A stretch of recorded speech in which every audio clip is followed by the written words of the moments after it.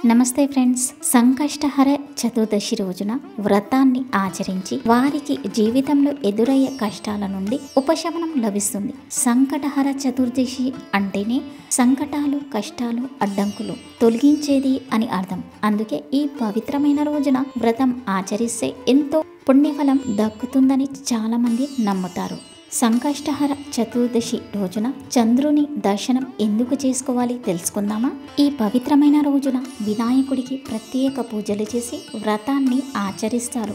ఇదే రోజున సంధ్యా సమయం ముగిసిన తర్వాత చంద్రుడిని ఖచ్చితంగా దర్శనం చేసుకోవాలి అంటారు. ఉపవాసం ఉండేవారంతా చంద్రుడిని చూసిన తర్వాతే తమ ఉపవాసాన్ని విరమించాలి.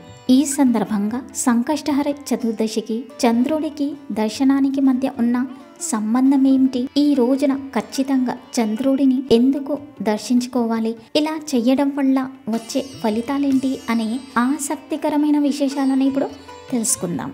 హిందూ పురాణాల ప్రకారం వినాయక చతుర్థి లేదా చవితి రోజున చంద్రుడిని దర్శనం చేసుకోకూడదని చెబుతారు. ఈ రోజున పొరపాటున చంద్రుడిని చూసిన అనవసరంగా నిందలు మోయాల్సి వస్తుందని పండితులు చెబుతారు. ఎందుకంటే చంద్రుడిపై వినాయకుడు శాపం విధించాడు కాబట్టి. గణేశుడి ఆకారం, ఇబ్బందులను చూసి చంద్రుడు ఎగతాళి చేయడం వల్ల ఈ శాపానికి గురయ్యాడు. ఈ శాపం ముఖ్య ఉద్దేశం ఎవరిని తక్కువ అంచనా వేయకూడదు, ఎవరిని చూసి నవ్వకూడదు, ఎగతాళి చేయకూడదు. అయితే తన తప్పు తెలుసుకున్న చంద్రుడు వినాయకుడిని క్షమించమని కోరుతాడు. దీంతో వినాయకుడు శాంతించి సంకష్టహర వ్రతం ఆచరించి ఉపవాసం ఉండేవారు చంద్రుని దర్శనం తర్వాతే ఉపవాసం విరమించాలని చెబుతారు. సాధారణంగా కొందరు ఏకాదశి వంటి రోజున 2 పూటలు ఉపవాసం ఉంటారు. అయితే సంకష్టహర వ్రతం సమయంలో 2 పూటలు ఉపవాసం ఉండకూడదని చెబుతారు. చంద్రుడికి నైవేద్యంగా నీరు, బియ్యం, పువ్వులు సమర్పించాలి. చతుర్థి పర్వదినాన పూర్తిగా ఉపవాసం ఉండలేని వారు పాలు, పండ్లు తీసుకోవచ్చు.